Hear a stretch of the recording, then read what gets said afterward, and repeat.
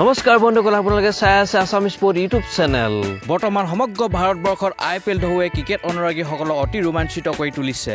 প্ৰতিখন খেলেই আকৰ্ষণীয় হৈ উঠিছে দামী খেলুৱৈ বিফল হোৱাৰ পৰিৱৰ্তে কিছুমান অতি কম দামত ক্ৰয় কৰা খেলুৱৈ উজ্বলি উঠিছে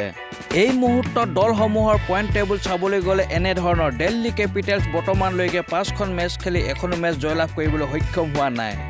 পইণ্ট টেবুলৰ একেবাৰে শেষত দিল্লী কেপিটেলছ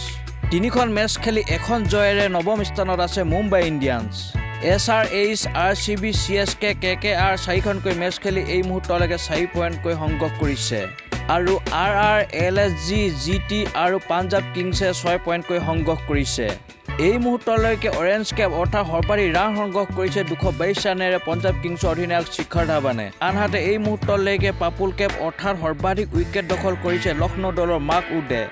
তেওঁ 11টা উইকেট দখল কৰি বৰ্তমানলৈকে শীৰ্ষত আছে আনহাতে ৰাজস্থান ৰয়েলছৰ ইউজবেন্দ্ৰ চাহালে 10টা উইকেট দখল কৰি দ্বিতীয় স্থানত আছে বন্ধুসকল আইপিএলৰ পইণ্ট আৰু সৰ্বাধিক ৰান সৰ্বাধিক উইকেট দখল কৰা বৰ্তমানৰ আপডেট দিবলৈ চেষ্টা কৰিলোঁ